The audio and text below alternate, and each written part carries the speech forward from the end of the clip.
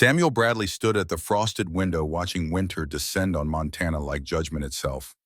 The sky had gone the color of old bone. Wind rattled the glass in its frame.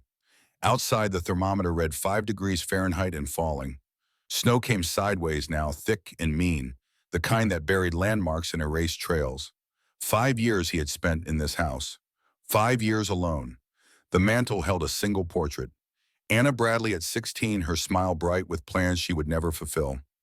Beside the portrait rested a Springfield Model 1873 rifle, $15 he had spent on her last birthday. She had wanted to learn to shoot. He had bought the rifle but never found time to teach her. A man builds what he can with the years God gives him. Samuel had built an empire of 640 acres cattle that numbered in the hundreds a ranch house that stood solid against the elements. But empires were cold company on December nights. Empire was just another word for tomb when you lived in it alone. His reflection stared back from the dark glass. 35 years marked his face with lines that spoke of weather and work. 6 feet and 1 inch of height, shoulders broad from labor hands scarred from 1,000 tasks. Those hands had built fences, birthed calves, signed papers that turned dirt into dollars. Those hands had failed to save the one person who mattered. Montana Territory in the year of our Lord, 1878. Christmas Eve arriving with the same cold fury it had brought 5 years ago.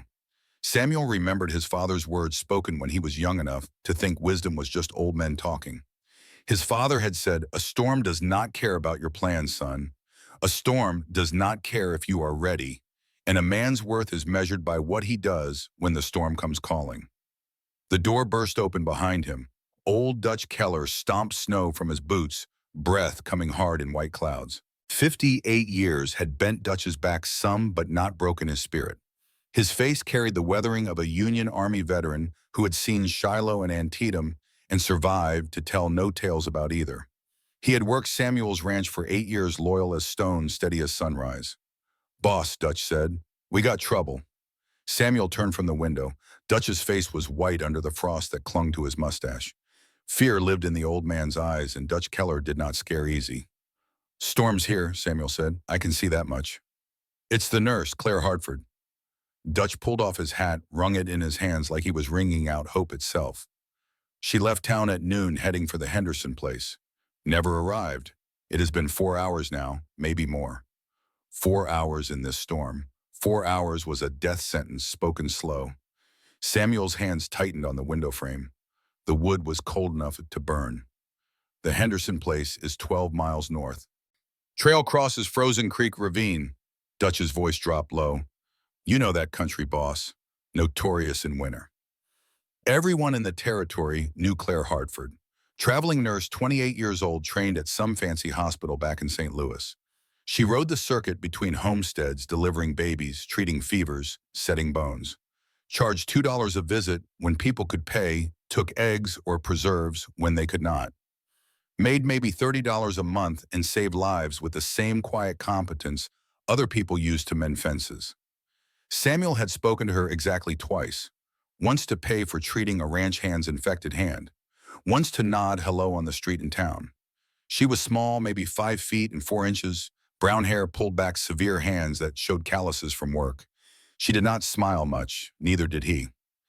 "Henderson baby," Samuel said. "Breech position, from what I heard. First child. Could go bad quick." Dutch moved closer to the fire, but the cold in his voice had nothing to do with temperature. "But that ain't all, boss. Claire was carrying medicine. Diphtheria antitoxin. Worth $50 if it is worth a penny.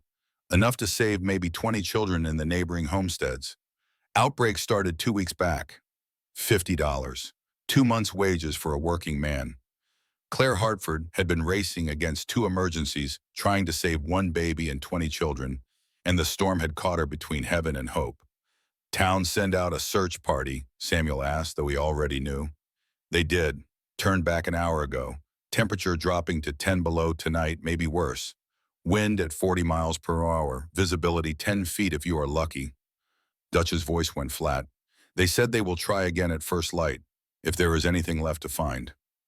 First light, that was 12 hours away. 12 hours at 10 below zero. You did not survive 12 hours. You became a statue in the snow, frozen in whatever position death had taken you. Like Anna. The memory came sharp as broken glass. 5 years ago, almost to the day, January 3rd, 1873.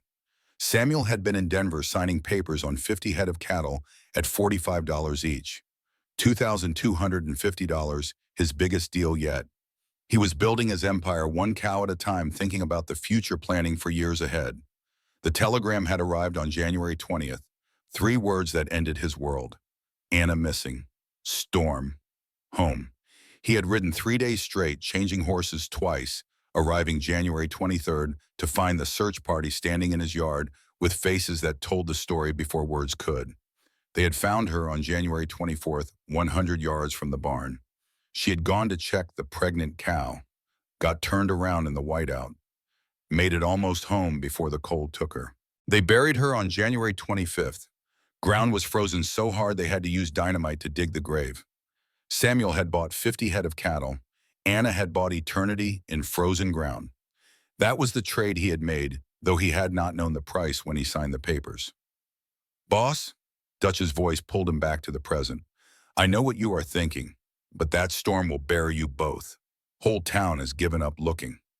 Samuel moved to the side table, lifted his spyglass. Through the lens, he scanned the white hills, the trail markers barely visible through the snow. His hands remembered the weight of shovels digging Anna's grave. His hands remembered her cold skin when they laid her in the pine box. His hands remembered every moment of being too late. The Lord helps those who help themselves, Samuel said, his voice flat as a Kansas horizon. And the devil takes those who wait on miracles. He was already reaching for his coat. Heavy sheepskin, the one he saved for the worst days, cost him $8 and was worth every penny. He pulled on gloves, thick leather lined with wool, checked them twice. His fingers remembered other failures. Dutch followed him to the door. Boss, you go out there, you might not come back. That is 2 lives lost instead of 1. Samuel stopped, one hand on the door frame. I traded my sister's life for 50 head of cattle, Dutch. I won't make that trade again. Have coffee waiting when I drag us back. The wind hit like a fist when he opened the door. Cold that went bone deep in seconds, cold that made your teeth ache and your eyes water. Samuel pulled his hat down low and walked to the stable through knee-deep drifts. Each step was a negotiation with the storm. Inside the stable, smoke was already stamping, ears pricked forward, sensing the ride ahead. 12 years old, that horse, a Mustang Samuel had bought for $80 and never regretted. Smoke had seen him through cattle drives and winter patrols during the Indian Wars of '76. The horse had more sense than most men. Samuel saddled him with quick, practiced movements. Checked the girth twice, old habit from cavalry days. Winter horseshoes on all 4 feet, the kind with caulks to grip ice. He loaded the saddlebags with jerky and hardtack ammunition for the Colt Peacemaker that rode his hip. $15, that pistol had cost 6 rounds that might mean the difference between life and death if the storm was not the only danger out there. He tied on a 100-foot hemp rope, $2 worth of lifeline, added wool blankets, matches in a waterproof tin, a flask of whiskey for medicinal purposes, though he did not drink otherwise. Dutch appeared in the stable door with something blue in his hands. Anna's scarf, knitted wool the color of summer sky. She had worn it the day she died. She would want you to bring someone home this time, Dutch said, pressing it into Samuel's hands. Samuel tied the scarf around his neck. The wool still smelled faintly of her perfume, lavender and youth, and all the years she would never see. He swung into the saddle, feeling Smoke's muscles bunch beneath him, ready for whatever came next. If I am not back by dawn, Samuel said, looking down at Dutch, do not come looking. Wire the territorial marshal. Tell him where to find the bodies. Dutch nodded once, then stepped back. Samuel rode Smoke into the storm. The world disappeared within 10 steps. White above white, below white in every direction the eye could see. The ranch house vanished behind him like it had never existed. Visibility shrank to maybe 10 feet on a good moment, 5 feet when the wind gusted hard. The universe became nothing but cold and snow and the warm animal beneath him. Samuel leaned forward in the saddle, one hand on Smoke's neck, feeling the horse's heat through his glove. Find her, boy, he said, though the wind tore the words away. You have got better sense than I do. His father's voice came back to him, clear as church bells across the years. Courage ain't about not being scared, son. It is about saddling up anyway. about doing what needs doing, even when your hands shake and your gut churns, and every sensible part of your brain is screaming for you to turn back. Samuel had been scared exactly twice in his life. Once at Rosebud Creek in '76, when the Sioux came howling out of the dawn, and men died on both sides for reasons no one could quite explain later. Once on January 24, '73, when they found Anna's body, and he realized that all his building and planning and empire making had been for nothing. He was scared now. But Smoke was moving north following instincts bred in wild horses, and Samuel let him lead. The trail markers appeared and disappeared like ghosts.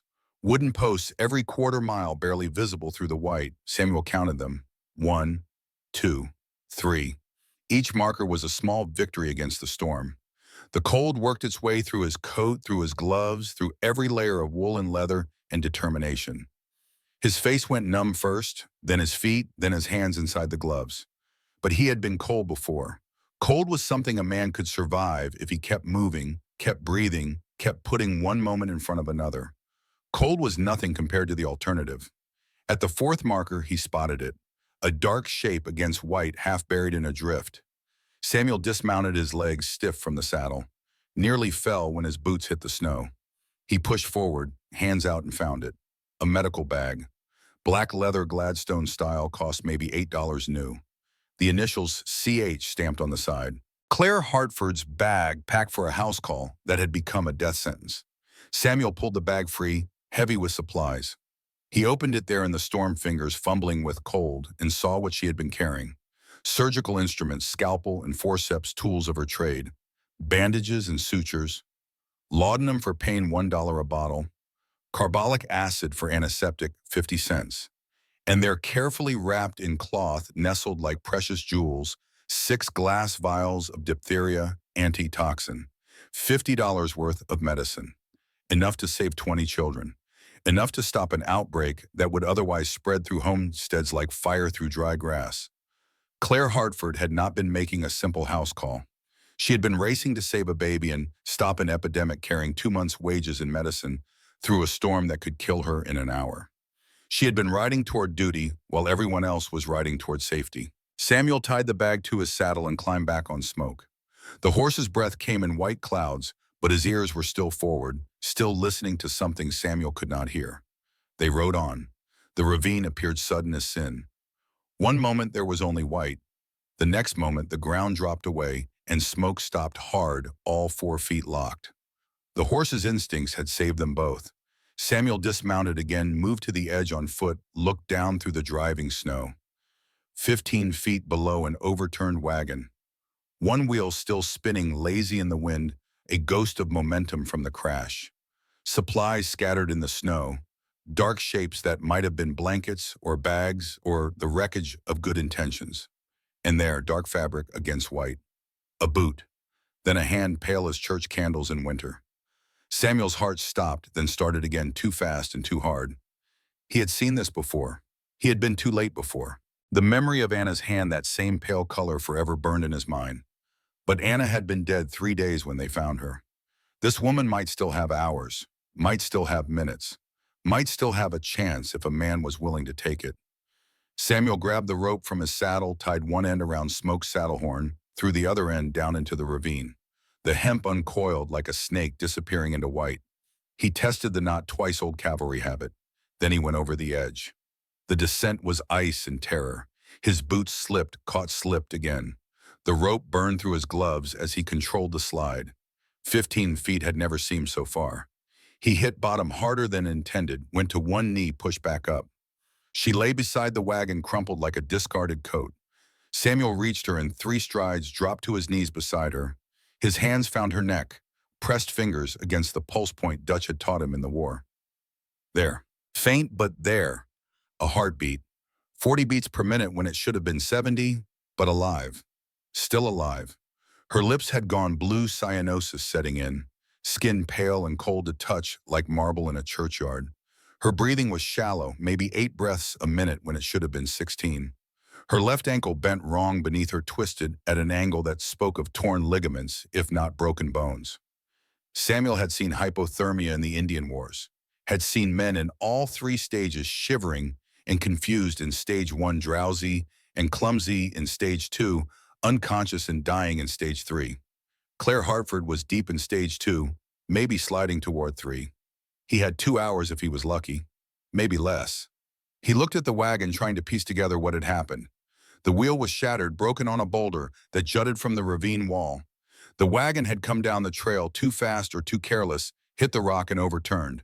Fresh horse tracks led away into the storm. Her horse had run, probably headed home, leaving her alone with injury and cold. For a moment, Samuel had thought he saw bandit work. Horse thieves were not uncommon in the territory, men desperate enough to rob travelers in storms. But this was just bad luck and worse weather. The storm did not need accomplices to kill. He examined Claire's ankle, careful not to move it yet. Swollen purple, but the bone felt straight beneath his careful fingers. Grade 2 sprain, torn ligaments, painful but survivable. The cold might even help numbing the pain, reducing swelling. Small mercy in a situation that offered few. Her supplies had scattered from the overturned wagon. Baby delivery kit, blankets, more medicine. Everything she needed to save lives now buried in snow while she died from trying. Samuel's father's voice came again, clear across the years. Death is patient, son. Death will wait while you fight and struggle and pray. Then death will take you when you finally get too tired to keep going. He would not get tired, not this time. Decision point. Move her now. Risk spinal injury from the fall. Or warm her here, risk hypothermia death while he worked.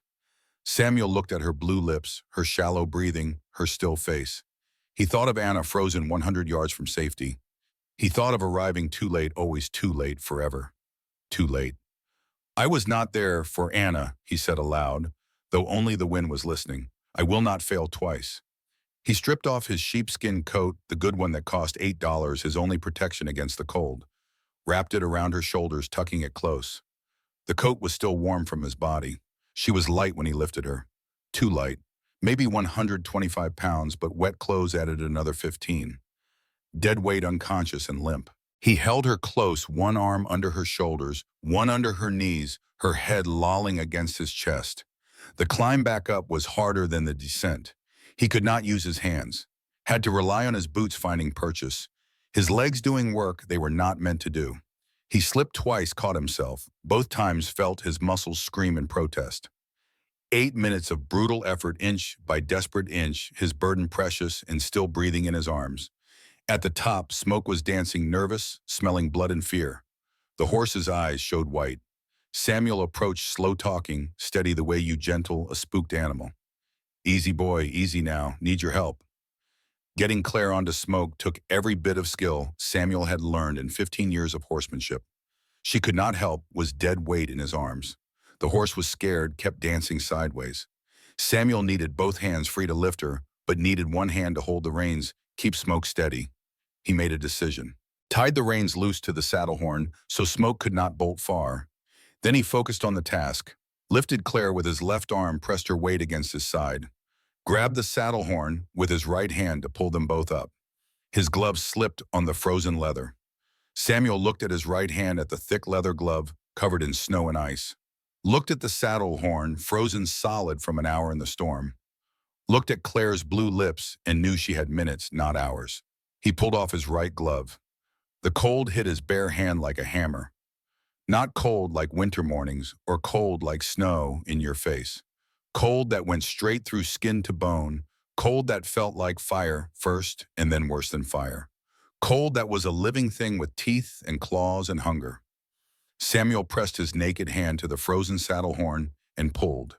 His skin welded to the metal. Leather at 10 below zero becomes a trap that does not let go. He felt his palm freeze to the horn, felt his fingers lock around it. The pain was immediate and complete. Every nerve in his hands screamed, but he pulled. Pulled with his back, with his legs, with his core. Pulled Claire's weight and his own weight up into the saddle. Smoke held steady. Good horse. Loyal horse. Worth every dollar of that 80. Samuel got Claire settled in front of him, her back against his chest. Pulled her into position with his left hand, his right hand still frozen to the horn. Then with a tearing sensation that would haunt his dreams later, he ripped his hand free. He looked at the damage. Already his fingertips were changing color. gray spreading from the tips backward, white patches forming where blood had stopped flowing. The pain was transcendent beyond anything he had known. Then as he watched, the pain began to fade. Not better. Worse. The nerves dying, going silent, announcing their surrender to the cold. His father's voice, "Son, you will face choices where all the options cost something. Not everything in life comes free. That is when you find out who you are. Not by what you keep, but by what you are willing to lose." Samuel was willing to lose 2 fingers, maybe 3, maybe his whole hand if it came to that. But he was not willing to lose another life while he stood by and watched. He pulled Claire closer with his left arm, wrapped Anna's blue scarf around both their necks, took the reins in his left hand, his right hand tucked useless against his side. His body heat was her only warmth now. His coat on her, his body behind her, his warmth bleeding into her cold. He knew what was happening, had seen it in the war. Frostbite in 3 degrees. 1st-degree numbness and white skin, 2nd-degree blistering and pain, 3rd-degree tissue, death and amputation. His fingers were already past 1st-degree, racing towards 2nd. By the time they reached shelter, they would be at 3rd. "Small price," he said aloud. The storm swallowed his words. Small price for a life. The cabin was 3 miles northeast. Samuel had built it 5 years ago as an emergency shelter, 12 by 12 feet log construction with a sod roof. Stocked it with firewood and blankets and canned goods for situations exactly like this. 3 miles had never seemed so far. His right hand was going numb now, the pain fading to a distant throb, then to nothing at all. His fingers would not close properly. He tried to grip the reins with both hands and found his right hand would not obey. The fingers were stiff, swollen, useless. Claire murmured against him, delirious. "The baby," she whispered. "Have to get there. Henderson baby. Breach. Have to turn it." Even unconscious, even dying, she was thinking about duty. About the well, she would never finish the lives she would never save. "You did your part," Samuel said into her hair. "You tried. That is enough for tonight." The storm had other ideas. The wind picked up, gusting to 40 miles per hour, maybe more. Snow came horizontal, stinging like buckshot. Visibility dropped to 5 feet, then 3. Samuel could not see the trail markers anymore. Could not see anything but white. But smoke knew. The horse kept moving, following some instinct that men had lost when they learned to build houses and light fires. Following the smell of shelter, or the pull of safety, or just the stubborn Mustang determination that had kept his kind alive on these plains for 10,000 years. Samuel's left hand was starting to hurt now from gripping the reins alone. His right hand was silent, dead weight hanging at his side. He could feel the swelling starting, his fingers bloating like sausages in their winter casing. Could feel the skin stretching tight. In the Indian Wars, they would have amputated by now, cut off the damaged tissue before infection spread. But out here now, all he could do was ride and pray and hold this woman close and hope it was enough. Mile 1, his right hand burning with pain that meant the nerves were still alive. Mile 2, his right hand going numb, silent, the nerves dying one by one.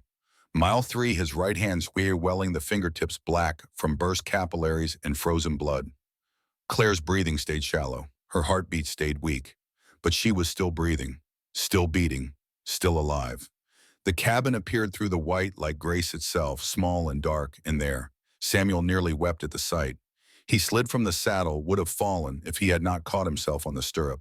His legs were stiff from an hour in the cold. His body was shutting down, prioritizing core temperature over the extremities. He lifted Claire down from the saddle, carried her to the door, kicked it open with his boot, not bothering with niceties. Inside was dark and cold, but sheltered. The wind stopped howling. The snow stopped stinging. The world became manageable again. He laid her on the narrow cot against the wall. His hands moved on instinct, on training from a dozen emergencies. Wet clothes were the enemy. Wet clothes would kill as sure as the cold itself. He began removing them, his left hand doing the work his right hand could no longer do.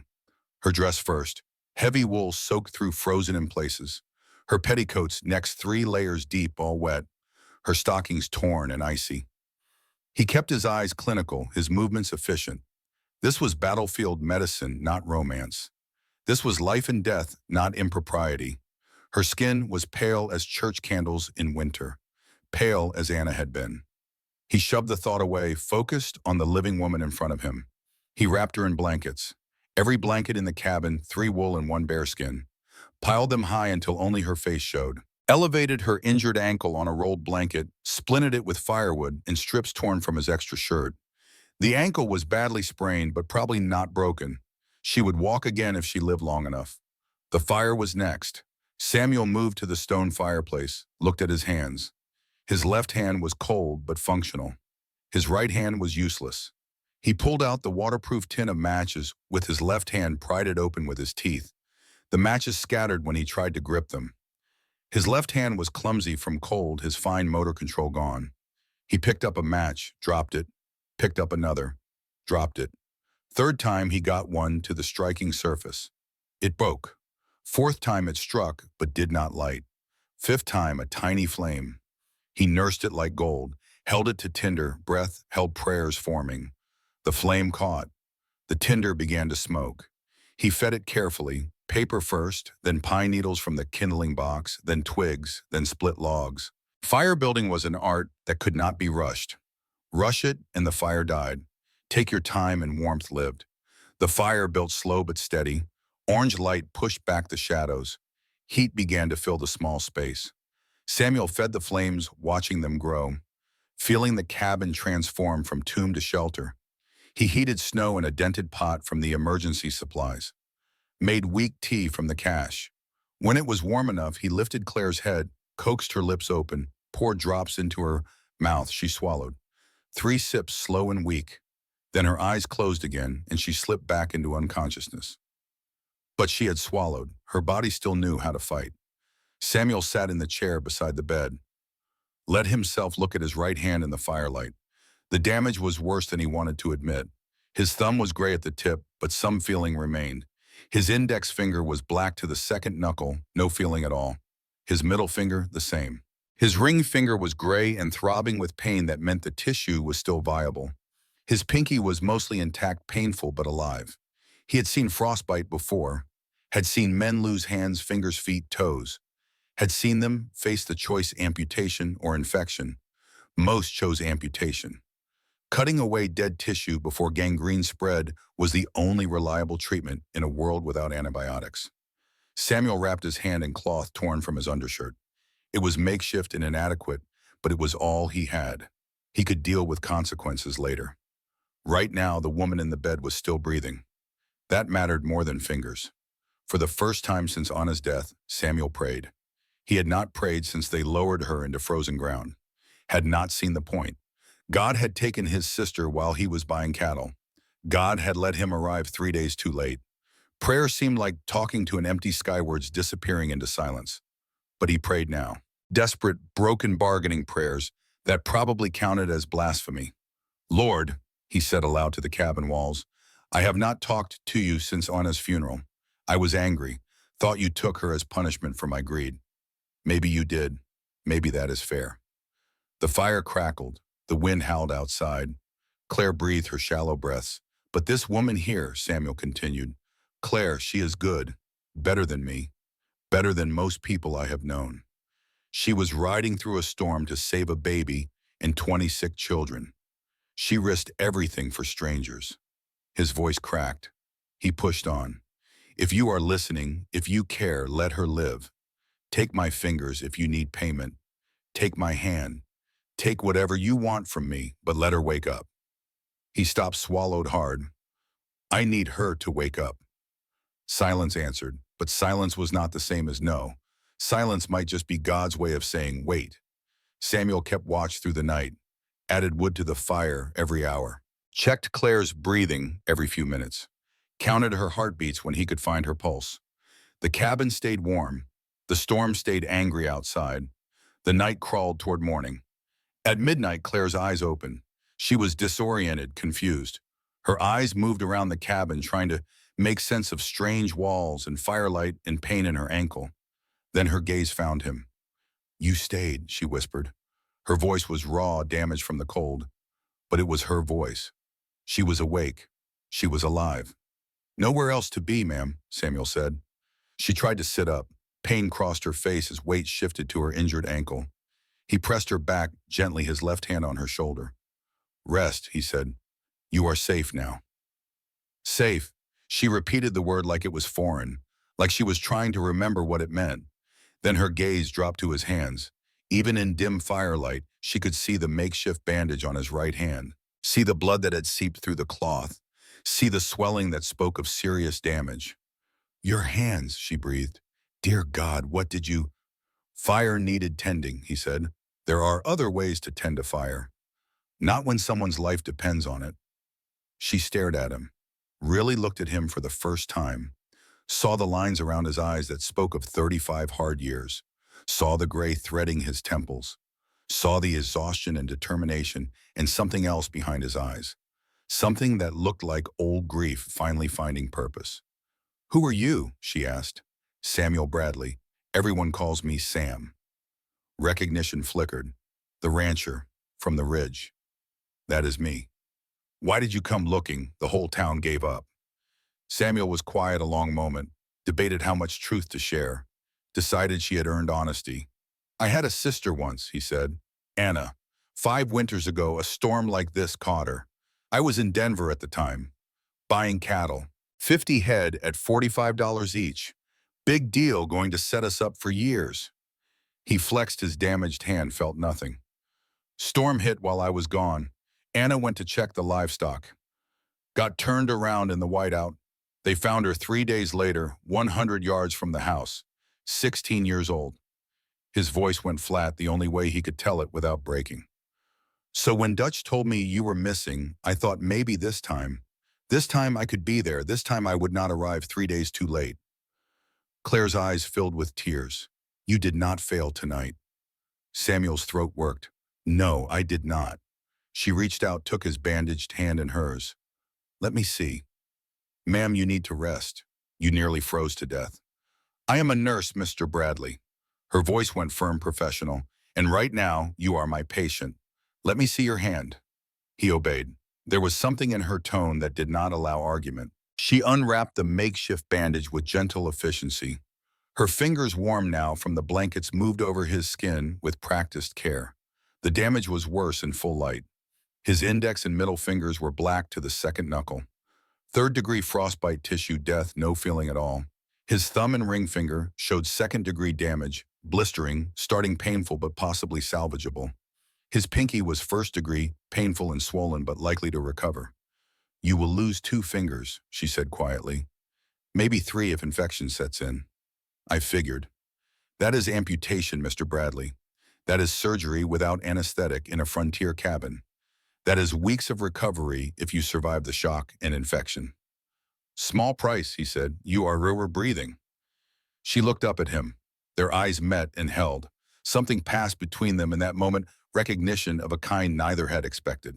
2 people who had learned to survive alone, suddenly understanding that alone might not be the only option. Thank you, she whispered. You would have done the same. I do not know. I hope so. But I do not know. She found her medical bag, the one Samuel had saved from the snow, opened it with efficient movements, pulled out salve, clean cotton, proper bandages. Her hands moved with the competence of training, spreading salve carefully over his damaged fingers, wrapping them in clean cloth. This will help with infection, she said. But you need a doctor. Real surgery. This is beyond field medicine. Closest doctor is 60 miles south. I will take my chances with field medicine. Then you are a fool. Been called worse by better people. She finished the bandaging, her fingers lingering on his wrist. He could feel her pulse through her fingertips, steady now, stronger than before. Why, she asked again. You did not even know me. Samuel thought about his answer. Thought about Anna and Empire and 5 years of building walls to keep pain out. Thought about this woman who had ridden into a storm to save strangers. Thought about how life sometimes offered second chances and how men were fools not to take them. Maybe that is why I could, he said quietly. Did not know enough to be afraid yet. Outside, Christmas morning began to gray the windows. Inside, the fire crackled and warmth held the cold at bay. Claire slept again, her breathing easier now. Samuel kept watch, his bandaged hand throbbing with pain that meant tissue was still alive. He had traded 2 fingers for a life. It was a trade he would make again. a trade he should have made 5 years ago if he had been there instead of in Denver counting cattle that suddenly seemed worth nothing at all. The storm continued its howl. The fire burned steady, and for the first time in 5 years, Samuel Bradley felt like he was exactly where he needed to be. Claire Hartford woke to the smell of coffee and the ache of her ankle. Memory returned in pieces, the wagon overturning the long walk through snow that went on forever, the moment when her legs simply stopped working and she lay down in the white. Then hands lifting her, a voice saying, "Stay with me," warmth where there had been only cold. She opened her eyes. An unfamiliar ceiling of rough-hewn logs, walls chinked with mud and moss, a fire burning low in a stone fireplace, and a man at the stove, his back to her, pouring coffee with bandaged hands that moved careful and slow. She recognized him. Everyone in the territory knew Samuel Bradley, rich rancher who lived alone on the ridge, rode into town twice a year for supplies, spoke to no one, left before sunset, built an empire on 640 acres and filled it with nothing but cattle and silence. He turned to Cotter, watching. Lines marked his face, 35 years of weather and work. Gray threaded his dark hair, but his eyes were younger than his face, holding something that might have been hope if hope had learned to be careful. "You are awake," he said. "Mr. Bradley." Her throat was raw from cold and screaming into wind that swallowed sound. "How long?" "Christmas Day. Storm is still going, but lighter now." He brought her the coffee in a tin cup, moved slow like approaching a spooked horse. "Careful. It is hot." She sat up with effort. Every muscle protested. Every joint felt like it had been taken apart and put back together wrong. She wore a flannel shirt that was not hers. Her own clothes hung by the fire, drying on a line he must have strung while she slept. The impropriety of it should have bothered her. It did not. "You did not maintain propriety with a man who saved your life." She took the cup, managed a sip. Black as sin and strong as forgiveness. The warmth spread through her chest. She glanced at his bandaged hands, the makeshift wrapping from last night still held, though blood had seeped through in spots. "How are your fingers this morning?" she asked. "Numb, but that's expected." He flexed his left hand carefully. "The ones that still have feeling hurt like hell. That's a good sign." She nodded. The frostbite damage was done. Now it was just a matter of waiting to see what tissue would survive. 2 fingers would be lost, she'd told him that last night. He'd accepted it with the same flat calm he applied to everything. Samuel was quiet, a long moment, staring at his bandaged hand. "You know about Anna, what I told you last night in the cabin, how I was in Denver buying cattle when the storm took her." Claire nodded, remembering his raw confession in the darkness. "That's why I came for you," he said quietly. "Why I couldn't let another person die in the snow while I did nothing. Why I'll never make that trade again, empire for a life." He met her eyes. "So when Dutch told me you were missing, I thought maybe this time I could be there instead of arriving 3 days too late." Claire finished bandaging his hands. Her fingers lingered on his wrist, feeling his pulse beat steady and strong. "You did not fail tonight." His throat worked. "No, I did not." They made breakfast together, an odd dance in the small space, both of them damaged, both of them determined. She cooked one-handed, keeping weight off her injured ankle. He tended the fire with his left hand, his right hand splinted and useless. They moved around each other like people who had done this before, finding rhythm without discussion. Bacon from her supplies, cornbread she had packed for the Henderson family. Coffee, always coffee. They ate by the hearth shoulders, nearly touching in the confined space. Outside, the storm continued its lower howl. Inside, warmth and food created a pocket of civilization against the wild. "Tell me about her," Claire said. "Anna, if it does not hurt too much to talk about." Samuel stared into his coffee cup like it held answers.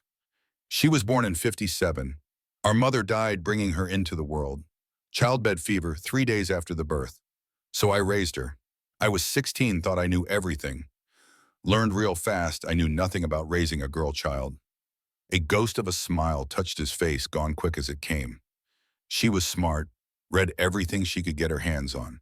Wanted to be a teacher, wanted to open a school for homesteader children who had no education otherwise. I was saving money for her to go to teachers of college back east. That is why I was in Denver. That cattle deal was going to pay for her schooling. He flexed his bandaged hand, old habit, seeking feeling that was no longer there.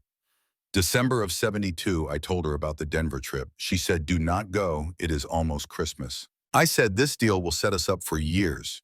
You will have money for college and a school of your own someday." She smiled and said, "All right then, but hurry home." His voice went quieter. I did not hurry. The deal took longer than expected. I stayed for celebrations after drinking with men I thought were important. Arrived home January 23rd to find the search party in my yard. They had found her that morning. I was drinking whiskey in Denver while they pulled her frozen body from a snowdrift. Claire reached out, took his good hand in hers, said nothing because some pain did not need words. "I built this ranch into something after that," Samuel said. "Worked 16-hour days. Bought more land, more cattle, more everything. Thought if I made it big enough, the hole would fill. Just made a bigger empty space. Money does not keep you warm at night. Empire is just another word for tomb when you live in it alone."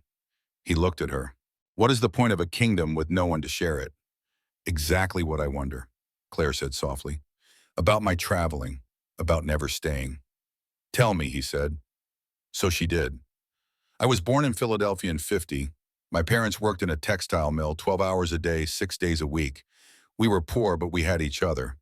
That mattered more than money. She stared at the fire, seeing past and pain written in the flames. 1862, I was 12 years old. Yellow fever came to Philadelphia that summer. Spread through the tenements like wildfire. My father caught it first, dead in 5 days. My mother 3 days after that. I was orphaned in 8 days, sent to live with my aunt in St. Louis. "I am sorry," Samuel said. "My aunt was a healer. Knew herbs and folk medicine, things passed down from her grandmother. She taught me everything she knew, said I had the hands for it, the temperament. In '72, St. Mary's Hospital opened a nursing program. My aunt spent her savings to enroll me. I trained for 2 years, graduated top of my class in '74. "So why travel?" Samuel asked. "Why not settle somewhere, open a practice?" Claire was quiet, choosing words carefully. "Every town I visit, I think maybe I will stay. The people are kind, the work is good." Then I remember what it felt like when my parents died. The way the world just ended in 8 days. One moment I had a family, the next moment I had nothing. She met his eyes. "Staying means roots. Roots mean pain when they tear. So I keep moving. If I do not plant roots, they cannot be pulled up. I cannot lose what I never let myself have." Samuel nodded slowly. "I built walls around my ranch. You built wheels under your life. We are both running from the same thing." What is that, being hurt again? The truth of it hung between them. Two people who had learned that caring meant losing, who had wrapped themselves in armor that looked like ambition or movement, but was really just fear dressed up as purpose. "My aunt used to say something," Claire said. "A tree that refuses to root never bears fruit, but it never weathers storms either." My father told me, Samuel said, "Measure twice, cut once," not as poetic. They laughed together, surprised by the sound. It felt foreign and good, like muscles that had forgotten their purpose, suddenly remembering. The day settled into rhythm. Claire changed his bandages each morning, checking for infection with the careful attention of her training. The frostbite was stable, not spreading, which was the best they could hope for without a surgeon. She applied fresh salve wrapped clean cotton, warned him again that he would likely lose 2 fingers. He accepted the diagnosis with the same flat calm he seemed to apply to everything. He helped her exercise her ankles, supporting her weight as she moved carefully across the small space. His hand on her waist, proper but intimate, his strength catching her when she wavered. Each day she could bear more weight. Each day the swelling decreased. Healing was happening, slow but sure. They talked through the afternoon. He told her about the ranch, about building it from homestead claim to working cattle operation. 640 acres, the full section allowed under the Homestead Act. He had filed in '71, proved up his 5 years in '76. Now he owned it free and clear, worth maybe $3,200 if he sold, which he would not. A man did not sell home even when home felt like a tomb. She told him about her circuit, 20 homesteads spread across 60 miles. Births and fevers, broken bones and infections. She carried everything she needed in her medical bag.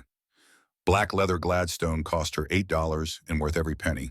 She charged $2 when people could pay, took eggs or preserves when they could not, made maybe $30 a month and saved lives with the same quiet competence other people used to mend fences. "Do you ever want to stop?" Samuel asked, as evening grayed the windows. "Settle somewhere?" Claire stared into the fire. "Every town." Then I remember that settling means staying. Staying means caring. Caring means hurting when you lose them. So you keep moving. So I keep moving. He was carving wood by the fire left-handed, now his right hand useless, making something that might have been a horse or might have been hope given shape. She mended his torn shirt with needle and thread from her supplies. The domestic piece of it felt like something from a life neither had dared imagine. "Cannot build a home when you are always looking at the horizon," Samuel said suddenly. Claire looked up from her mending. "What?" "Something my father used to say. Never understood it before." And now he met her eyes across the small space. The fire cast shadows that made his face into planes and angles carved by weather and work and loss. "Now I am starting to." Neither looked away. The moment stretched, filled with possibility and fear in equal measure. Two people who had learned to survive alone, suddenly understanding that alone might not be the only option. The moment passed, had to pass. They were not ready yet for what that moment promised. But it was there now, acknowledged without words, waiting for courage to catch up with recognition. Night fell early as it did in December. She took the bed, injured ankle elevated. He took the floor by the fire, wrapped in blankets but close enough to tend the flames through the night. Proper distance, respectable arrangement, but aware of each other in the darkness, breathing the same air, sharing the same small space against the storm. Near midnight, Claire woke gasping. The nightmare had her in its teeth. Back in the storm alone, in the white freezing to death, 1 degree at a time. The wagon overturning the long walk, the moment when her legs stopped working and she understood she was going to die. Snow in her mouth, ice in her lungs, cold that went soul deep. Dying alone with 20 children who would die after her because she failed to get them medicine. "No," she said into the darkness. "No, please, I have to get there." Samuel was beside her before she finished speaking. She had not heard him move. One moment she was alone with her terror, the next moment his hand was on her shoulder, solid and real. "I am here," he said. "You are safe." She grabbed his hand, the bandaged one, held tight enough to hurt, needing the reality of his presence to drive away the dream. "Stay," she whispered, "just until I sleep." "I will stay." He sat on the edge of the bed, her hand in his, her pulse racing under his fingers. Waited there in the dark while her breathing slowed, evened out, found the rhythm of sleep again. Then he dozed upright, too afraid to leave her, too proper to lie down beside her. They woke at dawn, still touching. Neither mentioned it. Day 2 brought a different kind of storm. Not wind and snow outside, but realization inside. The storm had not broken. They were still trapped. Samuel checked the door, found snow drifted 4 feet high against it. The window showed nothing but white stretching to the horizon. "We are not going anywhere," he said. "How long?" Claire asked. 2 days, maybe 3. Depends when the storm breaks and when they can dig us out." He took inventory of their supplies with the careful attention of someone who had survived winters before. Counted cans and estimated portions. Did arithmetic that meant the difference between life and death. "We have food for 3 days if we are careful," he said. 5 if we stretch it. Coffee for 4 days. Water unlimited, as long as we have fuel for melting snow. Firewood for 2 days inside, more stacked, under a tarp outside if I can dig through to it. 2 days of firewood," Claire repeated. "I will make it stretch. Fire lower at night, higher during the day. We will stay warm enough." The day settled into new patterns. Morning care rituals. Bandage changes that had become almost comfortable in their familiarity. Her fingers on his damaged hand, checking for infection, applying salve. She found none. The frostbite was stable. He would lose 2 fingertips, maybe 3, but the hand would survive. He helped her walk, bearing her weight, his hand on her waist, becoming familiar. The ankle was healing faster than expected. She could put weight on it now for short periods. Another few days and she would walk unassisted. The body had remarkable ability to heal itself when given warmth and rest in the absence of further trauma. They rationed food carefully. Breakfast was weak coffee and hardtack softened in bacon grease. Lunch was a can of beans split between them. Dinner was cornbread and the last of the bacon. Not much but enough. Hunger was something you could survive. Cold was what killed you. My father had a lot of sayings, Samuel said. Wish I'd listened better when he was alive to say them. Claire smiled. We all think we have more time than we do. They were quiet, thinking about time and loss and all the words left unsaid when people died. The cabin felt smaller as the day wore on. Not oppressive, intimate. Two people learning the rhythm of sharing space, of working around each other, of existing together without needing constant conversation to fill silence. Claire noticed things about him. The gentle way he added logs to the fire, careful not to smother the flame or waste precious fuel. The quiet competence in every movement, nothing rushed, everything considered. The sadness that lived behind his eyes, lighter now than it must have been before, but still there. The way he never asked for help, even when his damaged hand made tasks difficult. Pride or stubbornness or just the habit of a man who had lived alone too long. Samuel noticed things about her, the way she hummed while checking his bandages, old hymns from childhood, probably sung soft and unconscious. Her quick smile when she caught him watching, rare, but genuine when it came. The strength in her small hands, calloused from work, capable of healing or holding with equal skill. The loneliness she wore like a second dress, so familiar, she probably did not notice it anymore. They were two people who had learned to survive alone, discovering that survival was not the same thing as living. Afternoon drifted into evening. He carved wood by the fire left-handed, now making shapes that might have been memories or might have been prayers. She mended his shirt, the one he had torn to make bandages for her ankle. The domestic piece of it felt like something from another life. A life where people shared space and tasks in silence without fear. A life neither had allowed themselves in years. What will you do? Claire asked, looking up from her mending. After this, when we get back. Samuel was quiet, considering the question and its implications. Same as always, I suppose. Run the ranch, tend the cattle, build my empire of empty space. That sounds lonely. It is, but loneliness is safer than the alternative. What alternative? Caring about someone, then losing them. Claire set down her mending. So we just exist. Never risk anything, never let anyone close. Seems like the smart choice. Seems like a slow death.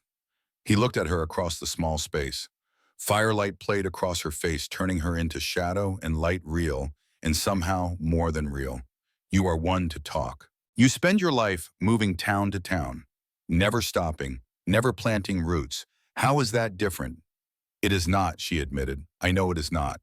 But knowing something and changing it are two different things. They sat in silence for a while.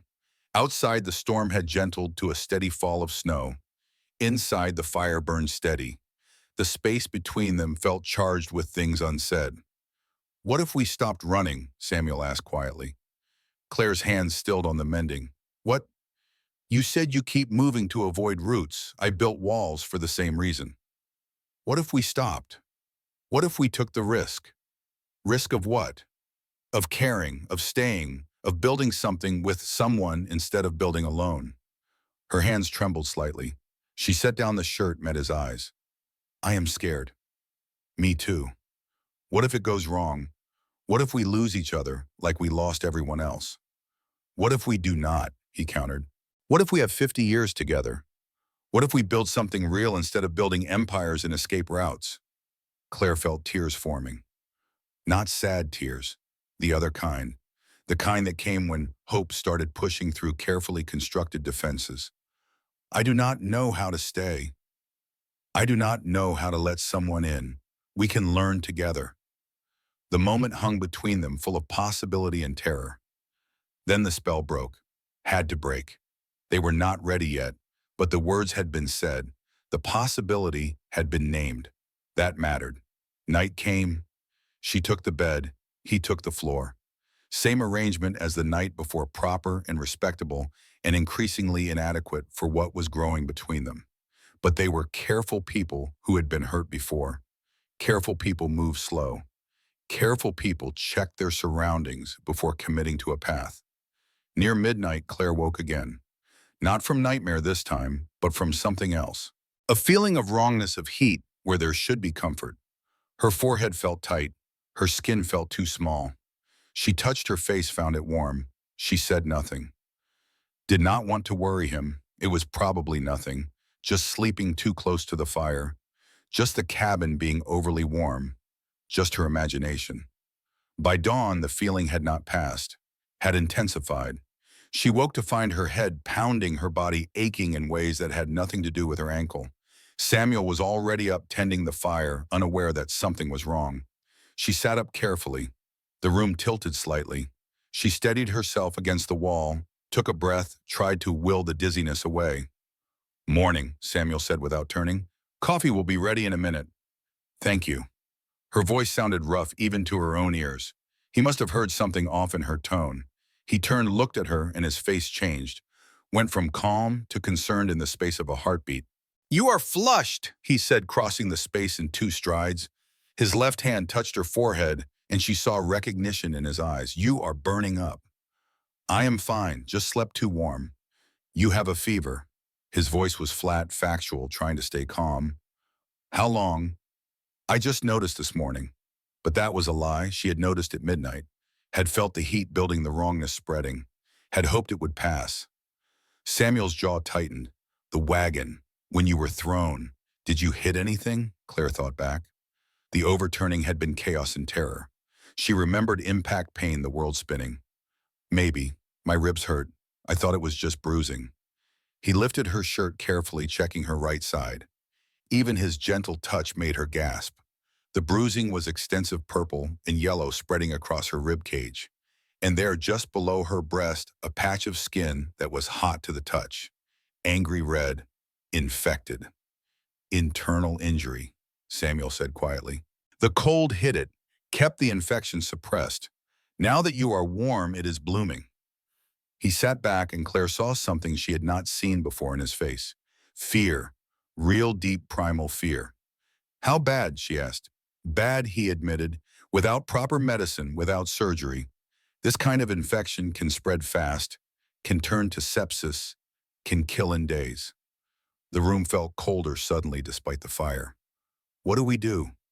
"You are the nurse. You tell me." Claire's training pushed through the fear. She thought about her medical bag, about what she had packed, about what might help. "Willow bark, for fever. Yellow bottle in my bag. 2 spoons mixed in hot water." "Anything else?" "Prayer," she said, "and luck." Samuel moved to her medical bag, started going through bottles with his left hand. His right hand was useless, the bandages making his fingers stiff and clumsy. He tried to grip a bottle. It slipped, crashed to the floor, spilling powder. "Damn it." His voice was tight with frustration. "Let me help." "You need to rest." "I need to not die. Let me guide you." They worked together, Claire directing, Samuel following instructions. Found the yellow bottle, mixed powder and hot water. She drank it, grimacing at the bitter taste. Willow bark was not pleasant, but it worked. Would reduce fever, reduce inflammation, buy them time. "How long until it works?" Samuel asked. "Few hours, maybe less." "And if it does not work," Claire met his eyes, did not lie to him. "Then we hope the storm breaks and they dig us out before the infection spreads to my blood." "How long do we have?" "Day, maybe 2 if we are lucky." Samuel sat back, his face carved from stone. "I did not bring you out of that snow just to watch you die in this cabin. Sometimes we do not get a choice. There is always a choice." But even as he said it, Claire could see the helplessness in his eyes, could see him calculating odds and finding them poor. A man who had failed once before, who had arrived 3 days too late, who had spent 5 years building walls against this exact feeling. And now here it was again, death reaching for someone he cared about, and his hands were literally damaged beyond use. The fever climbed as morning became afternoon. Claire could feel it building in her blood, spreading through her body like fire. Her skin burned, her vision blurred. She tried to stay present, tried to fight, but the infection was stronger than will. By evening, she was delirious, murmuring words that made no sense, thrashing in the bed, tangling blankets, living in memories and nightmares without clear boundary between them. "The baby," she whispered. "Henderson baby. Breech position. Have to turn it. Have to get there." Samuel sat beside her, helpless, his bandaged hand holding hers. "You did your part. Rest now. 20 children. Diphtheria. cannot let them die, cannot fail them. Even dying, even burning with fever, she was thinking about duty, about the lives she could not save, about promises she could not keep. It broke something in Samuel to hear it, to understand that this woman, this incredible woman who had risked everything for strangers, was going to die thinking she had failed. "You did not fail," he said, though she probably could not hear him. "You tried. That is enough. That has to be enough." But it was not enough. Trying was not the same as succeeding. He knew that better than anyone. He had tried to arrive in time for Anna, had failed, had spent 5 years living with that failure, could not face another 5 years, could not face 50. Night fell. The fever raged. And Samuel Bradley, who had not prayed since burying his sister, who had turned his back on God and hope and any possibility of mercy, found himself on his knees beside the bed, found himself begging the darkness for one more miracle, one more chance, one more opportunity to not arrive too late. The storm outside had quieted. Inside, a different storm was raging. And Samuel kept watch through the longest night of his life, counting her breaths, holding her hand, refusing to let go, even when letting go would have been easier, even when hope seemed like just another word for future pain. Dawn would come eventually, would bring answers or endings. But for now in the dark, all he could do was stay. All he could do was witness. All he could do was pray to a God he was not sure was listening, that this time, just this once arriving in time, would be enough. The hours crawled like wounded things. Samuel sat beside the bed watching Claire burn with fever that seemed determined to consume her from the inside out. Her skin blazed under his touch. Her breath came fast and shallow, each exhale weaker than the last. He had seen men die from infection in the Indian Wars, had seen how it started with fever and ended with silence. He would not let that happen here. He tried everything he knew. Cool claws pressed to her forehead, wrung out and applied again when they heated from contact with her skin. Water coaxed past her lips, most of it spilling down her chin because she could not swallow properly. He elevated her injury, though he was not sure it would help with an internal infection. He prayed, though prayer had failed him before and probably would again. But prayer was all he had left when knowledge ran out. The night stretched eternal. 1 hour became 2, became 3.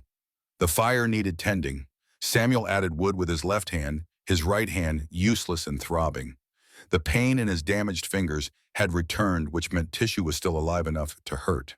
Small comfort when the woman he was learning to care for might not see morning. Claire's fever climbed. He could chart its progression by touching her skin, by counting her rapid pulse, by watching the flush spread across her face. 100 degrees, 102, 104. At 104, the body started shutting down non-essential systems. The brain cooked in its own heat. Organs began to fail. "Fight," he told her, knowing she could not hear. "I did not drag you out of that snow just to watch you quit now." But she was not quitting. She was losing. There was a difference. Quitting meant giving up. Losing meant being beaten by forces stronger than will. The infection was stronger, was winning, was taking her inch by inch while Samuel sat helpless, with hands that could not grip medicine bottles, could not perform surgery, could not do anything except bear witness. Midnight passed into the small hours, the darkest part of night when hope went to die and fear lived loudest. Samuel's back ached from sitting. His eyes burned from not sleeping. His damaged hand throbbed in time with his heartbeat. But he kept watch, kept counting her breaths, kept willing her to stay when every sign said she was leaving. Claire murmured in delirium. Words tumbled out, disconnected fragments of thought and memory. "Baby, Henderson baby, breech position. Have to turn it, have to get there. 20 children, diphtheria.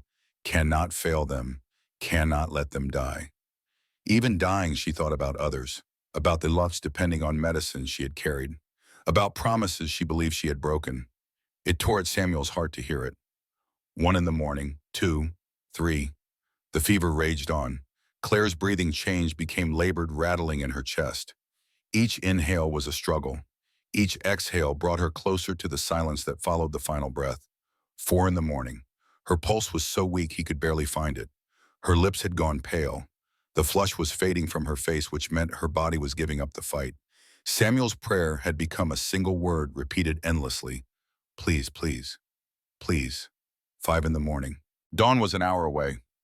Samuel thought about what happened after death, digging another grave, riding back to town with a body wrapped in blankets, going home to a ranch that would feel even emptier than before because now he knew what it was like to share space with someone who understood. Then Claire spoke. Her eyes were closed, her body was still, but her voice emerged clear and certain, cutting through delirium like a knife through fog. Willow bark, yellow bottle, 2 spoons in water. Samuel's head snapped up. She was not awake, not conscious, still lost in whatever fever dream had claimed her. Yet some part of her, some deep part where training lived below thought, was fighting through. The nurse in her so practiced at her work that knowledge bypassed consciousness. Samuel lurched to the table where her medical bag lay open. His hands shook as he searched, left hand doing work while right hand hung useless. Yellow bottle. There. He grabbed it, nearly dropped it, caught it with desperation. The powder inside was fine and gray, smelling of bark and bitter things. He dumped it into a tin cup. 2 spoons, she had said. He measured with shaking hands. The first spoonful went in, the second spilled half across the table. He scraped it up, added it to the cup. Hot water from the kettle. The water turned brown as the powder dissolved. He stirred it with the spoon, left-handed awkward. The mixture looked like mud and probably tasted worse. But if it worked, if it brought her fever down, he would drink a gallon of it himself. He carried the cup to the bed, lifted her head with his bandaged right hand, ignoring the pain that shot through damaged fingers. Pressed the cup to her lips. Drink, he commanded, using her given name for the first time. Please, Claire, drink. She did not respond. He tilted the cup, let liquid touch her lips. Some went down, some spilled. He tried again. More went down this time. A third attempt. She swallowed reflexively, her body obeying commands her mind could not process. Half the cup made it into her. The other half soaked the blankets and pillow. But half might be enough. Willow bark worked fast when it worked at all. Samuel set the cup aside, returned to his chair, took her hand in his good one, and waited. 5:30, her breathing no worse but no better. 6, same 6:30, was the fever slightly lower? He touched her forehead, still hot, but maybe not quite as hot. Maybe 7 in the morning. Christmas dawn, pale and gray beyond the windows. The storm had stopped sometime in the night. The world outside was silent, buried under fresh snow, holding its breath. Inside the cabin, something changed. Claire's forehead, when Samuel touched it, was cooler. Not cool, not normal, but cooler than it had been. The fever was breaking, retreating. Her body was winning the fight he had thought lost. He pressed his hand to her skin, again needing to be sure. Yes, definitely cooler. Her pulse when he checked it was stronger. Her breathing was easier, deeper. The death rattle had left her chest. She was sleeping now, instead of drowning. Samuel slumped in his chair, exhausted beyond measure. Relief hit harder than fear had. She was going to live. The universe owed him nothing but had given him this anyway. One life saved, not redemption exactly, but a step toward it. Near sunrise, her eyes opened, focused, found him sitting beside the bed, holding her hand, looking like a man who had spent the night fighting death and managed to draw. You stayed, she whispered. Tears leaked from the corners of her eyes. He touched her face with the back of his bandaged hand. Gentle, reverent, the way a man touched something precious that might break.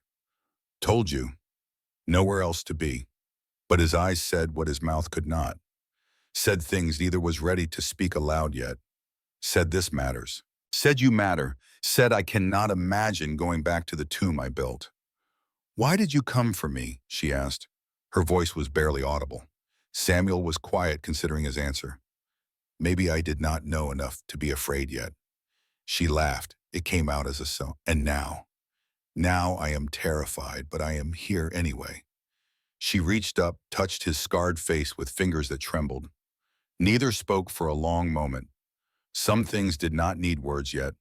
Some things needed time to grow before they could be named. Outside voices, faint but growing closer, men calling, dogs barking, the jingle of harness and the creak of wagon wheels on snow. Search party finally arriving now that the storm had passed. They are coming, Samuel said. Claire's hand shot out, grabbed his arm. Samuel. First time she had used his first name without the mister. When we get back, when people talk, I need to know. He understood what she was asking. town would have opinions. Unmarried man and unmarried woman spending 3 days alone in a cabin. Storm was a good excuse, but small minds would make it into scandal.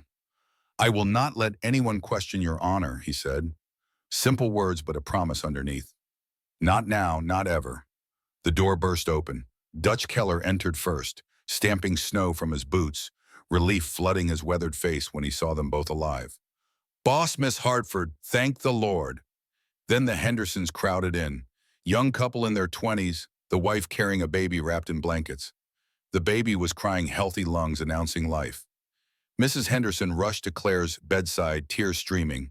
Miss Hartford! Oh, we thought you were lost. We thought you were dead. She held up the baby. Look at her, Sarah. We named her Sarah. The midwife came through 2 hours after you left. But if you had not brought the medicine for the other children, if you had not... She broke down, unable to finish. Mr. Henderson stepped forward, hat in his hands. 23 children got the diphtheria, Miss Hartford. Your antitoxins saved every one.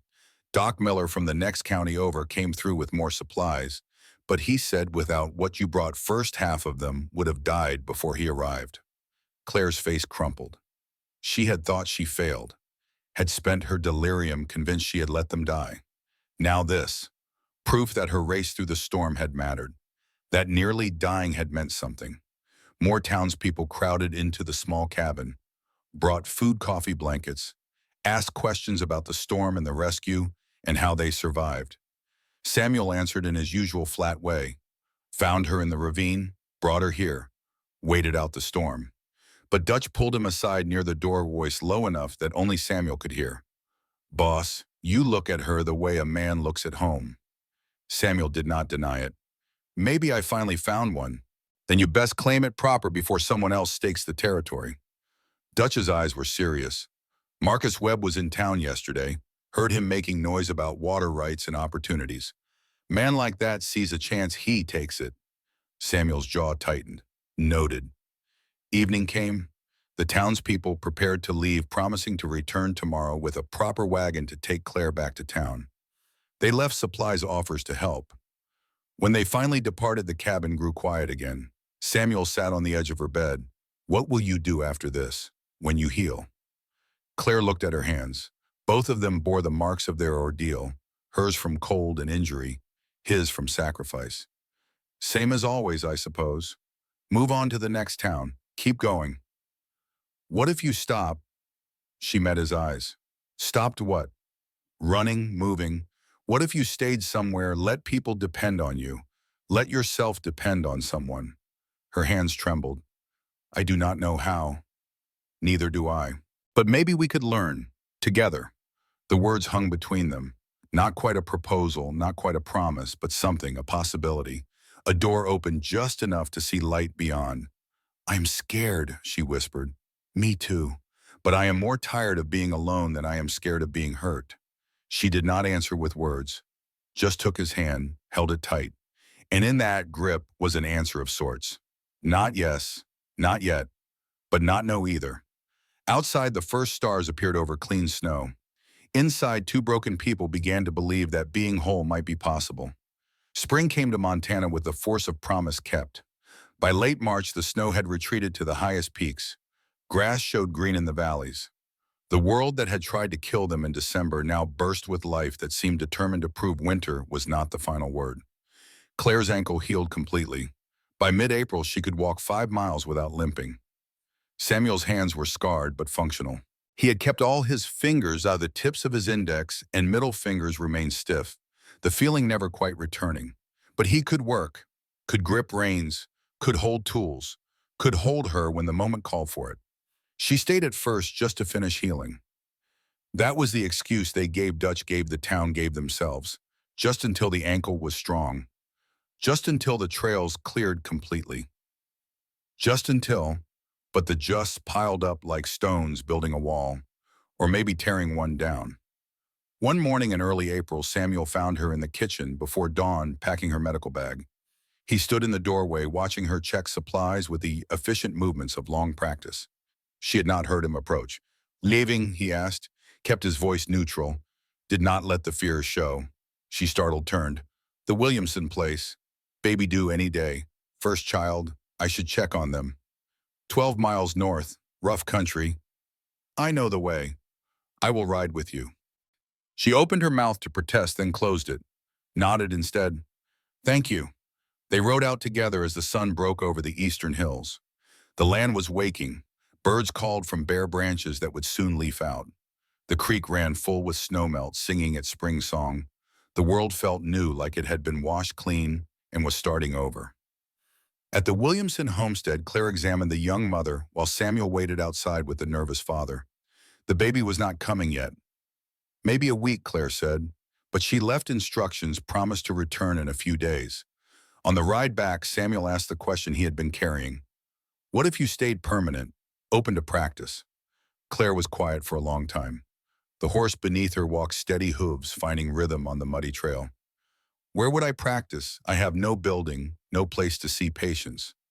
I have land, 640 acres. We could build something. Clinic. Whatever you need.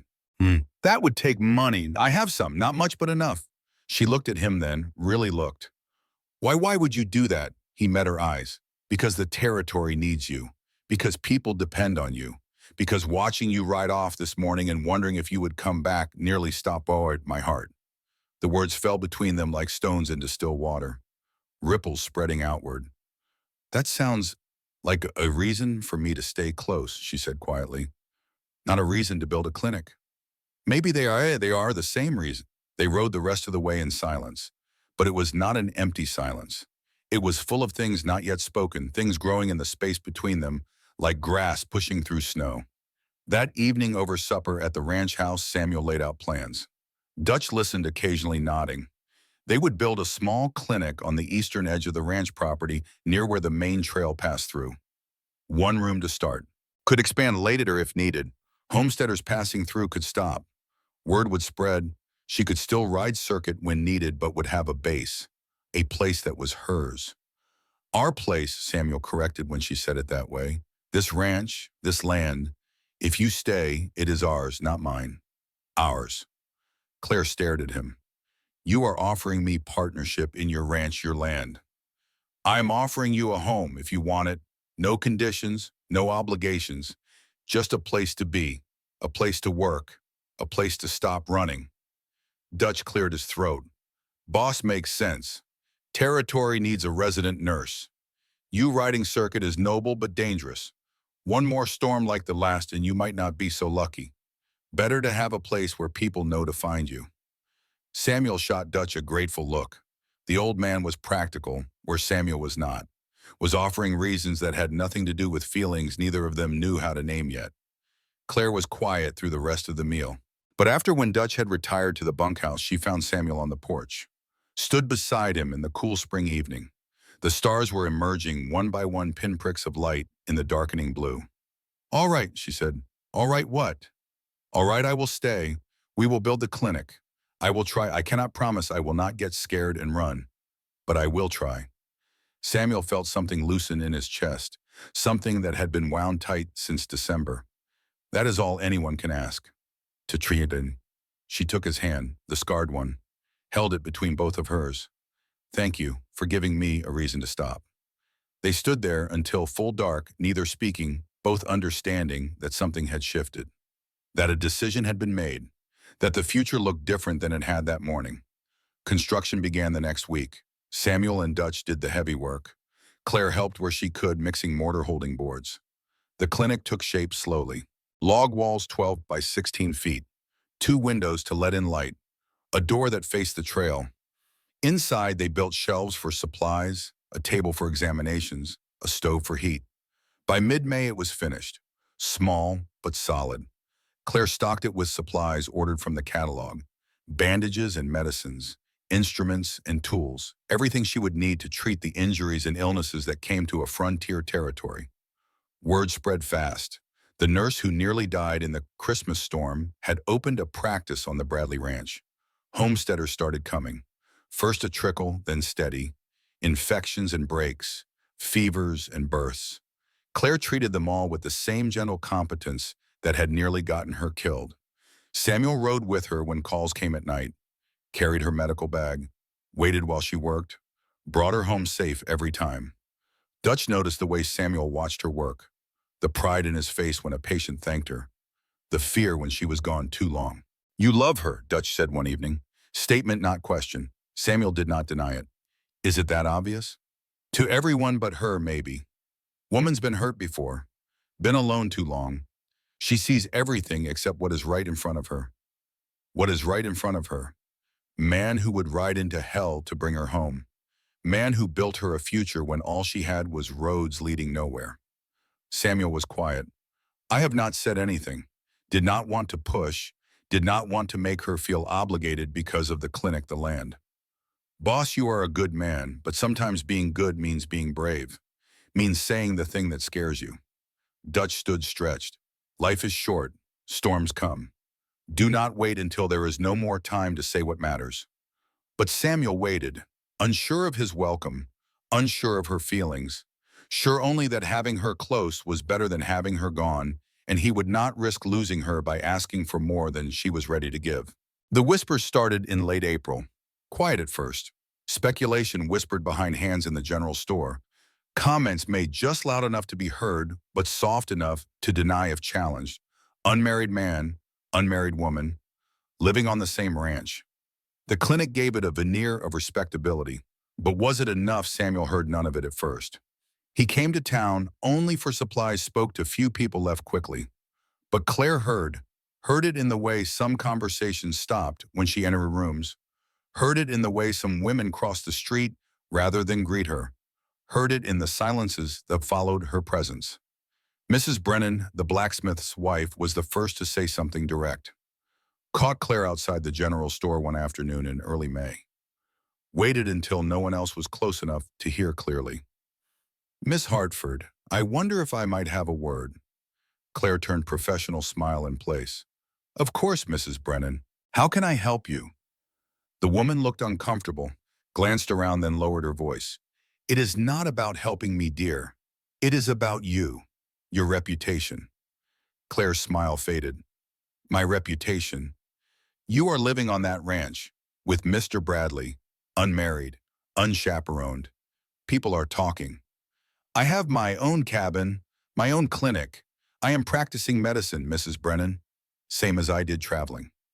But you were not living with any of those other men." The woman's face was pinched.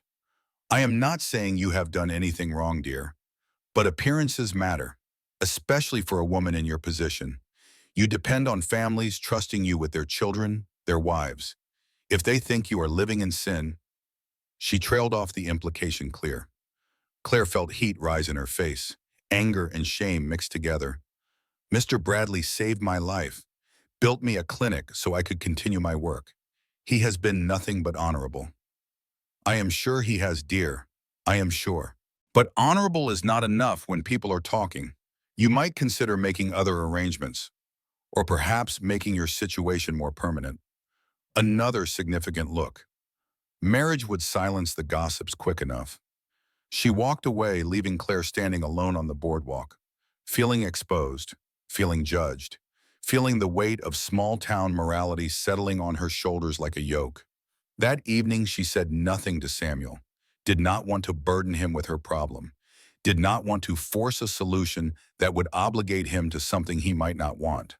But the weight of it sat heavy in her chest. The whispers grew louder. By mid-May, it was not just whispers. Marcus Webb made sure of that. Webb owned the neighboring ranch, 600 acres that shared a water source with Samuel's land. He had made offers before to buy Samuel's property, been refused every time. The water rights were valuable, could support twice the cattle. Webb wanted them badly, and now he saw an opportunity. He started subtle, comments in the saloon about how convenient it must be for Bradley to have a woman right there on his property. Jokes about frontier medicine being full service now. Innuendo wrapped in laughter, easy to dismiss, but hard to forget. Then less subtle. Spoke at the town council meeting about moral standards and what kind of example they wanted to set for their children. Did not name names. Did not have to. Everyone knew who he meant. Claire felt the shift. Families who had called for her services began calling less often. Women who had been friendly grew distant. Invitations dried up. The isolation she had spent 5 years running from found her anyway, dressed up as judgment and delivered by neighbors who had smiled to her face a month before. She thought about leaving, packing her bag, and moving on like she always had. But something stopped her. Something she could not name yet, but felt growing stronger every day. Something that looked like Samuel's face when he brought her breakfast. Sounded like Dutch's laughter when she beat him at chess. Felt like waking up in a place that had started to feel less like a stop and more like a destination.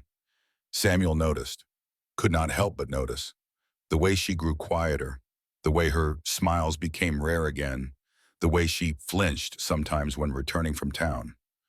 "What is wrong?" he asked one evening in late May. They were sitting on the porch watching the sunset over the hills, a ritual they had fallen into without planning. "Nothing.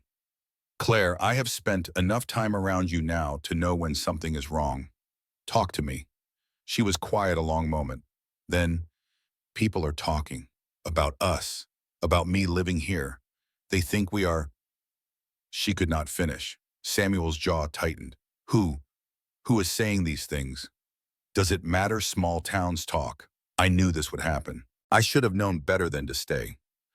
You should stay because this is where you belong.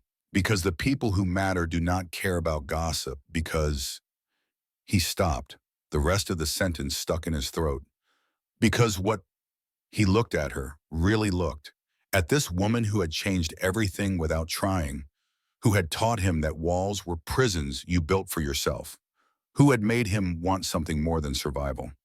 "Because I need you here," he said quietly. "Not the nurse, not the healer, you. I need you here because mornings are better when you are in them, because I have spent 5 years alone in this house, and I do not want to spend 5 more. Because somewhere between that storm and now you became the thing I had stopped believing in." Claire stared at him. "What thing, Bah? Home, hope, future. Pick whichever word fits. You are all of them." She felt tears forming, not sad tears, the other kind. "Samuel, I'm not asking for anything," he said quickly. "Not asking you to feel the same. Just telling you why I built that clinic. Why I want you to stay. Not for the territory, for me. Selfish as that sounds." She reached across the space between their chairs, took his hand, the scarred one with stiff fingertips that would never quite work right. "It does not sound selfish. It sounds like the bravest thing anyone has ever said to me." They sat there as the sun finished setting, as the stars emerged, as the night settled around them. Neither spoke again, did not need to. Some things were said better in silence. But the town meeting in early June forced the issue. The monthly gathering was held at the schoolhouse. Most of the community attended. School funding was on the agenda. Teacher salaries, books for the next year. Standard business that usually dragged on for hours. Samuel attended because he was a landowner, paid taxes, had a say in how they were spent. Claire attended because the school board had asked her to speak about basic health education for the children.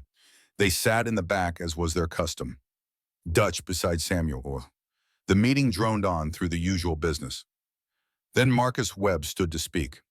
"One more thing before we close," Webb said, "about teacher salaries and who we employ to work with our children. We need to think about moral character, about what kind of example we want to set." The room shifted. Conversation stopped. Webb had everyone's attention now. "We cannot have people of questionable virtue serving as role models. Cannot have folks whose personal conduct falls short of community standards teaching our children values." He did not look at Claire, did not have to. Everyone else did.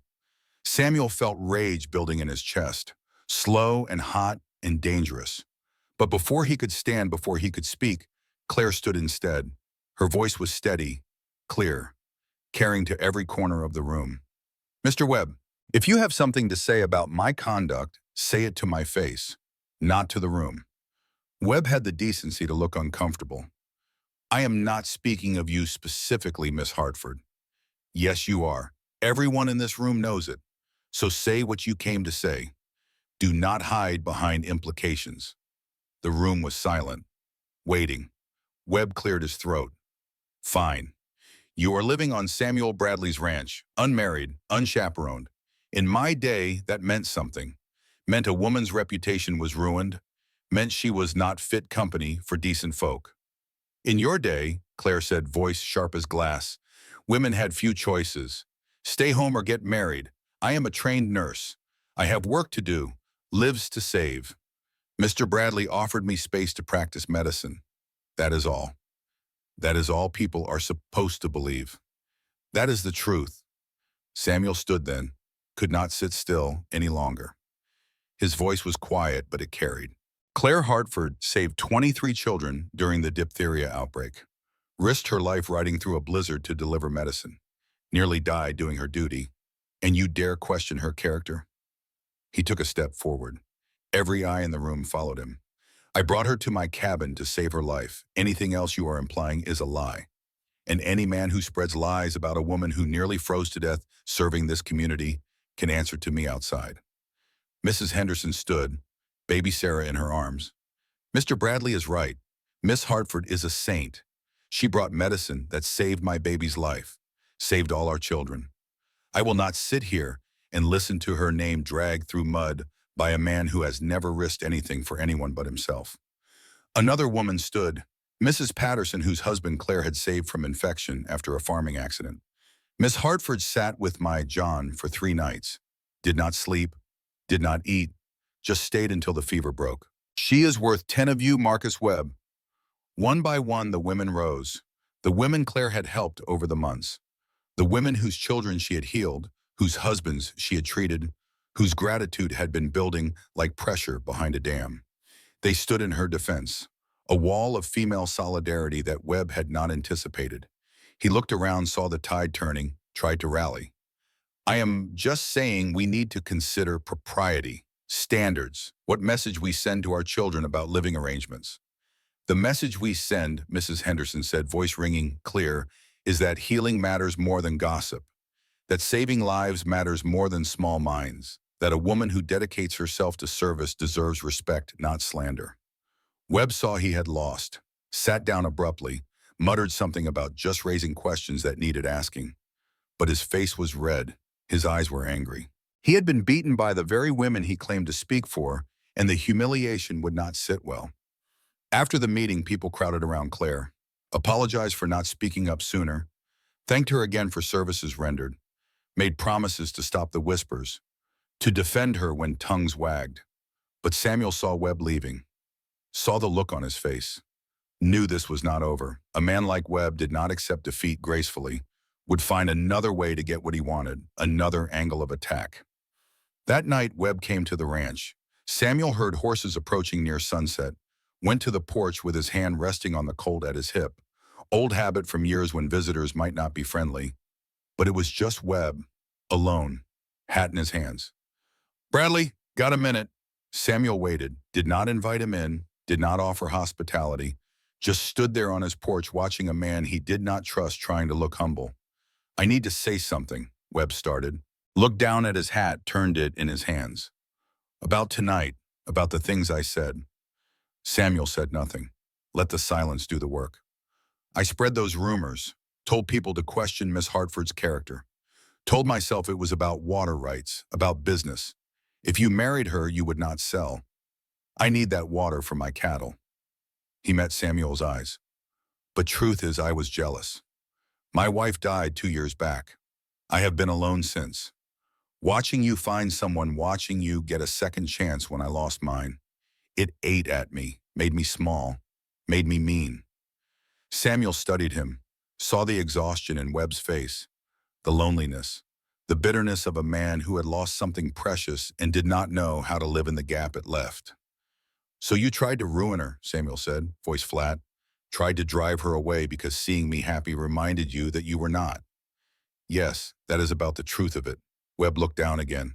I am sorry, she did not deserve it. You did not deserve it. I was wrong. Samuel was quiet a long time. Could have told Webb to leave. Could have held the grudge. Could have made an enemy who would cause problems for years. But something stopped him. Maybe it was the memory of his own loneliness. Maybe it was Claire's influence. Maybe it was just being tired of carrying anger. My wedding is in 2 weeks, Samuel said, under the cottonwood by the creek. Noon on Saturday, you should come. Webb looked up startled. What? You should come. Bring a bottle of something decent. We will drink to second chances and new beginnings and being better than our worst selves. Webb stared, opened his mouth, closed it, opened it again. I do not deserve that. None of us deserve half of what we get, good or bad. But grace is not about deserving. It is about giving anyway. Webb's eyes were bright. He blinked hard, nodded once. I will be there. And Bradley. Thank you for being a better man than I was. He left. Samuel stood on the porch watching him ride away into the dusk, felt Claire's presence before she spoke. She had been standing in the doorway listening. Wedding, she said, in 2 weeks. He turned, saw her face, could not read it. I was planning to ask, tonight actually, but I guess I just told Webb first. He took a breath. Claire Hartford, will you marry me? She walked to him, stood close, looked up at his face. You are asking because of the gossip, because it would solve the problem. I am asking because I want to, because I love you. The gossip just made me stop being a coward about saying it out loud. You love me. I do. Have for months. Since sometime in that cabin when you were half dead and ordering me around anyway. When you squeezed my hand and would not let go. When you made me believe that broken things could heal. Tears ran down her face. I do not know how to be married. Do not know how to stay. My whole life has been leaving before I could be left. We will figure it out together. Two people who do not know what they are doing, learning as we go. He took her hands. I am not asking for perfect. I am asking for present, for trying, for believing that maybe, just maybe, we could build something that lasts. She was quiet so long he thought she would say no, thought she would pack her a bag and leave like she always had. But then she smiled, a real smile, the kind that lit her whole face. Yes, she said. Yes, I will marry you. I will stay. I will try. He kissed her then. First time their lips had met, soft and careful and full of promise. And somewhere in that kiss was everything they had not said, everything they were afraid to hope for, everything they were learning to believe in anyway. The wedding happened on a Saturday in mid-June under the cottonwood tree by the creek. Small ceremony. Dutch stood as witness, proud as any father. The women from town came, the ones who had defended Claire at the meeting. Marcus Webb came too, stood in the back with 2 bottles of whiskey and a face that said he was witnessing something he hoped to find again someday himself. The preacher spoke about second chances, about how God specialized in taking broken things and making them whole, about how love was not about finding someone perfect, but about finding someone whose imperfections fit yours, about how the storms that nearly destroyed us sometimes brought us exactly what we needed. Samuel slipped a gold band on Claire's finger. $12, 1 month's wages worth every penny. She did the same for him, her hands steady and sure. The kiss was soft and sweet and witnessed by a community that had learned to accept what it did not quite understand. That night in the house that was now theirs, he held her close, said the words again because saying them once had not been enough. I love you. I know, she whispered back. I love you too. Figured that out somewhere between fear and trust. Between running and staying. Between the storm and the sunrise. They laughed. Then they stopped laughing. Then they discovered that healing came in many forms, and not all of them required bandages or medicine or anything except 2 people willing to be vulnerable together. Autumn came with its riot of color. Aspens turned gold on the hillsides. The air went crisp with the promise of winter returning. But this year, winter did not feel like a threat. It felt like something they would face together. The ranch prospered. Claire's clinic brought business.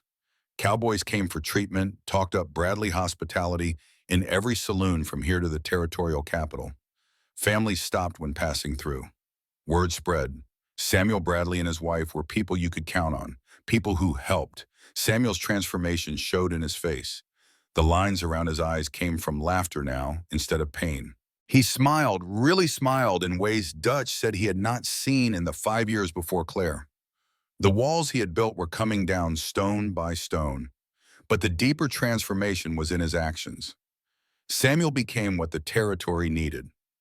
Rode out in every storm to search for travelers, never stopped until everyone was accounted for, helped neighbors with barn raisings, donated cattle to families who lost herds, became the kind of man who measured wealth not in acres, but in lives touched. One October evening, Dutch found Samuel on the porch. Claire was inside treating a farmer's wife for fever. Dutch sat in the other chair the way he had done 100 times before. "You know what I see when I look at you now, boss?" "What is that?" "The man you would have been if Anna had lived, if grief had not bent you." Dutch pulled out his pipe, packed it slow. "You did not lose yourself that winter 5 years ago. You just forgot for a while who you were underneath. Claire did not change you. She just reminded you." Samuel thought about that, about the man he had been before Anna's death, about the man he had become after, about who he was now somewhere between those two versions, but maybe better than either alone. "Maybe," he said, "or maybe I needed to break first, needed to learn what mattered, needed to ride through that storm to find out that saving someone else could save me too." Philosophy makes my head hurt, but I will say this: you are happy. First time in 5 years I can say that without lying. I am. Terrified most of the time that it will not last, but happy. That is what happy is, boss. Being terrified it will end, but living like it will not anyway. December came around again. 1 full year since Samuel had ridden into a storm. 1 year since Claire had nearly died in a ravine. 1 year since two broken people found each other in a cabin while the world tried to freeze them. On Christmas Eve, they rode up to the hunting cabin, brought supplies and memories. Snow fell gentle this time. Not a storm, but a blessing. The cabin looked exactly the same, small and dark and still standing. Inside, Samuel built a fire while Claire spread blankets. The cabin smelled of pine and old smoke and the ghosts of who they used to be. She looked at the bed where she had burned with fever, the table where he had mixed medicine with hands that could barely function, the floor where they had fallen in love without either knowing it yet. 1 year, Samuel said, staring into the flames. 1 year, Claire agreed. She stood behind him, wrapped her arms around his waist, her belly 6 months swollen, with their first child pressed against his back. He turned, kissed her forehead, placed his scarred hand on the swell of life they had created together. "Thank you," he said. "For what?" "For staying, for teaching me that love is worth the fear, for making me believe that home is not a place but a person." She smiled, took his hand, pressed it firmer against her belly. Feel that? He felt it. A kick. Their daughter announcing herself, making her presence known. "Boy or girl?" he asked. "Girl, I know it. Can feel it." "Name Anna. If that is all right with you, Anna, for the sister you lost, for the reason you became the man who saved me." Samuel's throat closed, could not speak for a long moment. Then she would have liked you, would have loved you probably. You are everything she wanted to be. Strong, brave, healing people. Then Anna it is, Anna Bradley. Born in March if she comes when the midwife thinks. Born into a world where her father is a hero and her mother is learning what it means to stay. That night they lay in the bed where both had nearly died. The fire crackled. Outside, snow fell soft and steady. The world was quiet and good. "Storm coming," Claire said, listening to the wind pick up. Samuel smiled. "Let it come, we are not going anywhere." Christmas morning arrived with clear skies. They rode back to the ranch by noon. Dutch had decorated the house with pine boughs and candles. A feast waited. They ate with Dutch and neighbors, Marcus Webb among them. The house was full of laughter and warmth. That evening, Samuel and Claire stood on the porch, the sunset golden and pink over snow-covered hills. "I never thought I would have this," she said quietly. "Home, family, someone who stays. I am not going anywhere. Promise. Promise." The stars came out one by one. Inside, Dutch banked the fire. Outside, two people who had nearly died in a storm stood together, impossibly grateful. Years would pass, 30 of them, before age and illness finally parted them. They would have their daughter Anna in March, would watch her grow into a woman determined to heal like her mother, would see her become Montana's first female doctor in 1901. Samuel would keep his promise, would ride out in every storm for 3 decades, would search until everyone was found, would never lose another person to winter. Not one, that would be his legacy. That in the ranch that became a haven. That and the lamp that burned in the window, telling travelers here was warmth, here was safety, here was home. And on quiet December nights when snow fell and the fire burned low, they would remember, would touch their scars, would marvel at the path that brought them together, would whisper thanks to the storm that nearly killed them, but instead taught them how to live. The lamp burned bright, the snow fell soft, and two hearts that had learned to beat alone discovered that beating together was better. This was grace. This was mercy. This was what came after the storm. This was home.